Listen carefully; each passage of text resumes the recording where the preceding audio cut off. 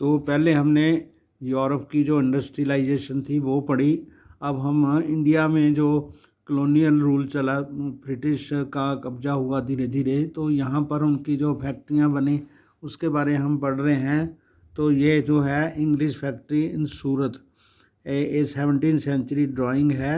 तो इसमें बैलगाड़ी में लोकल पीपल हैं आगे, तो अंदर ये दरवाज़ा है इसका, और ये उसके अंदर काम होता है। पीछे का लैंडस्केप भी दिखाया हुआ, नीचे पीछे नदी दिखाई है ये।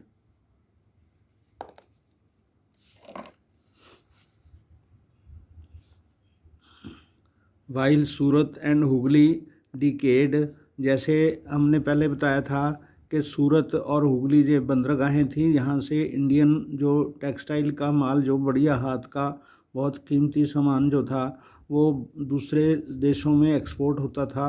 तो वो बंदरगाहें बहुत बिजी थी, लेकिन बाद में जैसे जैसे अंग्रेज़ों ने अपना प्रसार करना शुरू किया तो वो जो बंदरगाहें थी बिल्कुल बर्बाद हो गई।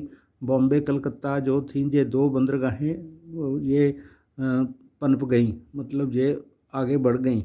This shift from old ports to the new ones was an indicator of the growth of colonial power. तो ये जो नई बंदरगाहें बनी, जहाँ से वो अंग्रेज़ अपना सामान एक्सपोर्ट करते थे, यहाँ से कच्चा माल एक्सपोर्ट करते थे और बाहर से बना बनाया माल जो आता था, तो उसके दोनों बंदरगाहों के बढ़ने का मतलब ये है, ये इस बात का सूचक था कि कॉलोनियल पावर जो है यहाँ पर उसकी ग्रोथ हो रही है। Trade through the new ports came to be controlled by European companies. तो यूरोप की कंपनियों द्वारा यहाँ से जो व्यापार होता था नई पोर्ट से, तो वो ब्रिटिशर्स या यूरोपियन कंपनी के कंट्रोल में था। And was carried in European ships, तो वो यूरोप के जो शिप होते थे उनमें सामान जाता था। While many of the old trading houses collapsed, जो पुराने ख़ानदान थे जिनका ख़ानदानी काम व्यापार था और बाहर सामान भेजते थे, वो सारे डूब गए। Those that wanted to survive had to now operate within a network shaped by the European trading companies. तो जो सर्वाइव करना चाहते थे उनको यूरोपियन कंपनी द्वारा बनाए गए नेटवर्क के हिसाब से काम करना पड़ता था। How did these changes affect the life of weavers and other artisan. तो जो हाथ से काम करने वाले होते थे, जो कपड़ा बुनते थे और जो हाथ से कपड़ा बनाते थे, उनका क्या हुआ।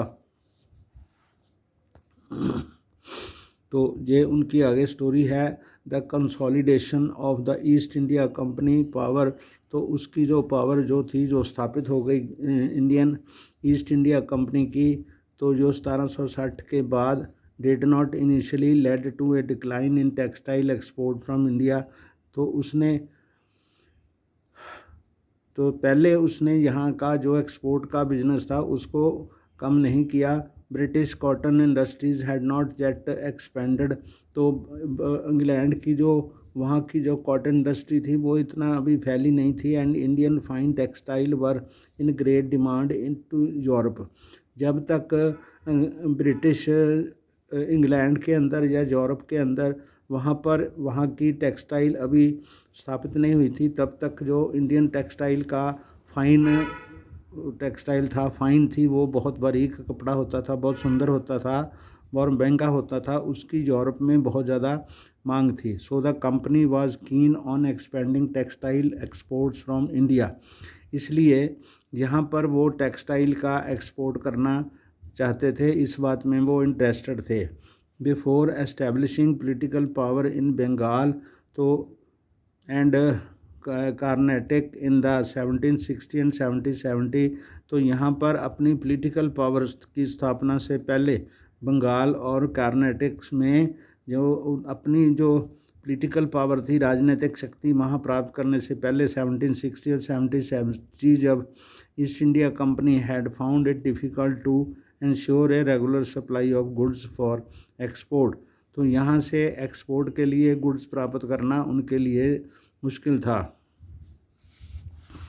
वहाँ से यूरोपियन दूसरी कंपनियाँ भी आई थी, जो कि फ्रेंच और डच।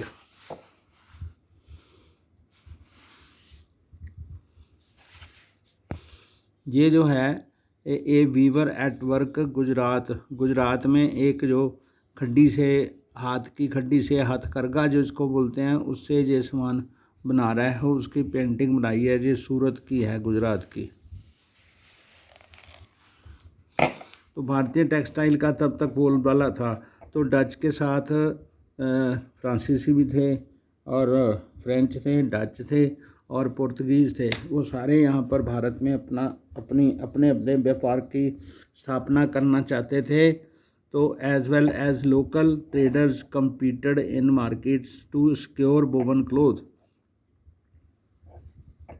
तो वो ब्रिटिश जो बाहर की कंपनियों वाले भी वो भी अपना सामान बना रहे थे। तो यहाँ के जो लोकल ट्रेडर्स थे वो भी मार्केट में अपने आप को वोवन क्लोथ्स की व्यापार में अपने आप को बचाना चाहते थे। So the weavers and supply merchants could bargain and try selling the produce to the best buyer.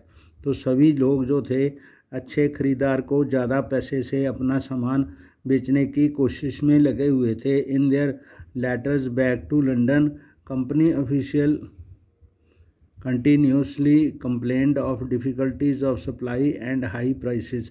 तो लंदन में अपने कंपनी के जो अफसर थे, कंपनी के जो ईस्ट इंडिया कंपनी के अफसर थे, वापस वो लंदन को चिट्ठियाँ भेजते थे जिसमें वो इस बात का लगातार वर्णन करते थे कि यहाँ पर उनको सप्लाई में बहुत ज़्यादा डिफ़िकल्टीज आ रही हैं और यहाँ पर सामान जो है वो बहुत ज़्यादा महंगा है। However, once the East India Company established political power, जैसे जैसे ईस्ट इंडिया कंपनी ने यहाँ पर राजनीतिक शक्ति हासिल कर ली, it could assert a monopoly right to trade. तो यहाँ से उन्होंने व्यापार का एकाधिकार हासिल कर लिया कि हम ही व्यापार करेंगे, दूसरा किसी को नहीं करने देंगे। It processed to develop a system of management. उसने यहाँ के प्रबंधन को अपने कंट्रोल में कर लिया। And control that would eliminate competition. उससे मुकाबला दूसरे लोगों का बिल्कुल ख़त्म हो गया। कंट्रोल कॉस्ट, उनकी कीमत भी उनके काबू में आ गई। And ensure regular supplies of cotton and silk goods. तो यहाँ से उनको कपास का और सिल्क का सामान मिलने लगा। This it did through a series of steps. तो उन्होंने ऐसे कदम उठाए जिससे उनको ये चीज़ें हासिल हुई। First the company tried to eliminate the existing traders. तो जो लोकल व्यापारी थे उनको ख़त्म करने में कंपनी को सफलता मिली। And brokers connected with the cloth trade. और दूसरा जो दलाल थे जो कपड़े को ट्रेड करने के लिए आगे मतलब बीच में व्यापार में साथ निभाते थे, उनको भी ख़त्म कर दिया। And establish a more direct control over weaver. तो इससे उनका सीधा जुलाहों के साथ सीधा कंट्रोल उनका हो गया। It appointed a paid servant called the gumashta to supervise weavers. तो एक तगड़ा बंदा जो होता था, एक सर्वेंट होता था जिसको गुमाश्ता कहते थे, तो उनको वीवर्स को सुपरवाइज करने के लिए लगा दिया। कलेक्ट सप्लाईज, जो वहाँ से वीवर्स से माल इकट्ठा करके लाते थे। And examine the quality of cloth, और वो कपड़े की क्वालिटी भी कंट्रोल करते थे।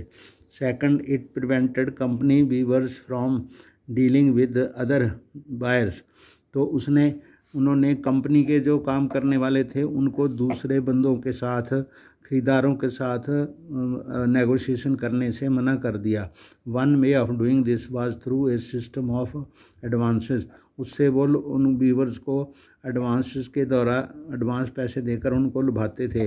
Once an order was placed, जब एक बार ऑर्डर प्लेस हो जाता था, the weaver were given loans to purchase the raw material for their production. तो जो जुलाहे होते थे उनको कर्जा दे दिया जाता था ताकि वो सामान, दूसरा कच्चा माल सामान बनाने के लिए खरीद सकें, प्रोडक्शन के लिए, उनके अपनी प्रोडक्शन के लिए। Those who took loans had to hand over the cloth they produced to the gumashta. तो जो लोन वाले लोग होते थे उनको ज़बरदस्ती वो गुमाश्ते वालों को, जो गुमाश्ता होता था तो वो उनको ही माल बेचना पड़ता था। They could not take it to any other trader. तो वो दूसरे व्यापारियों को माल नहीं बेच सकते थे। At as loans flowed in the demand for fine textile expanded. तो फाइन टेक्सटाइल के लिए लोन की डिमांड बढ़ती गई। Weavers eagerly took the advances, तो जुलाहों ने दिलचस्पी के साथ एडवांस पैसे लेने शुरू कर दिए। होपिंग टू अर्न मोर, तो उनको लगा कि वो हम इससे ज़्यादा कमाई करेंगे। Many beavers had small plots of land, बहुत सारे जो बीवर्स थे उनके पास जो छोटे छोटे प्लॉट थे लैंड के, which they had earlier cultivated along with weaving, तो उस पर वो थोड़ी खेती भी करते थे और वीविंग भी करते थे। And the produce from this took care of their family needs, तो वहाँ की जो खेती की उपज होती थी उससे उनकी परिवार का पालन पोषण होता था। Now they had to lease out the land, तब अब उन्हें वो जो लैंड था, ज़मीन थी, वो गिरवी रखनी पड़ी। And the devote all their time to weaving, अपना सारा जो समय था वो उन्होंने वीविंग पे लगा दिया। Weaving in fact required the labour of entire family, तो कातने बुनने और दूसरे काम करने में पूरी फैमिली की लेबर लग जाती थी। With children and women all engaged in different stages of the process, तो बुनने की, कपड़ा बनाने की सारी जितनी स्टेजेस हैं, जितने स्टेप्स में वो काम होता है, सारी फैमिली के जो मेंबर थे, बच्चे, बूढ़े, बच्चे, जवान, औरतें, सारे उसमें लगे रहते थे। Soon however in many weaving villages there were reports of clashes between weavers and gumashta, तो कई जगहों से जो बीवर्स थे उनकी गुमाश्ते के साथ झड़पों की खबरें आने लगीं। Villages and had a close relationship with the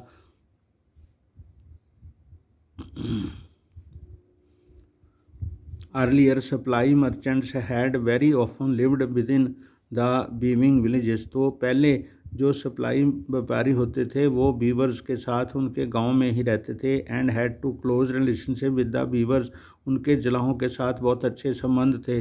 looking after their needs, वो उनकी ज़रूरतों का ख्याल रखते थे। And helping them in times of crisis, तो जब बुरा वक्त आता था तो वो उनकी मदद भी करते थे। द न्यू गुमाश्ताज वर आउटसाइडर्स, जो नए गुमाश्ते थे वो नए प्रबंधक थे, वो नए बाहर के थे। With no long term social link with the village, उनका गांव के साथ कोई सामाजिक संबंध नहीं था, उनका भाईचारा भी नहीं था। दे एक्टेड एरोगेंटली, तो वो बहुत उन लोगों से बुरी तरह पेश आते थे। मार्च इनटू विलेजेस, तो वो गांव में मार्च करके चले जाते थे। विद स्पॉइज, उनके साथ सिपाही होते थे। एंड पियंस होते थे। And punished beavers for delay in supply, तो वो जुलाहों को सज़ा देते थे, जब वो थोड़ा काम में देरी करते थे तो उनको सज़ा देते थे।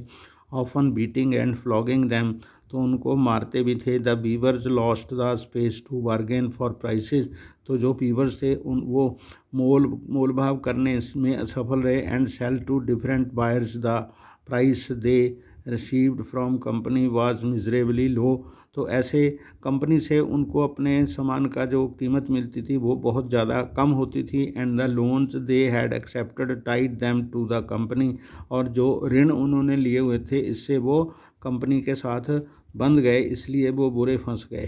ठीक है, यहाँ तक हम करते हैं।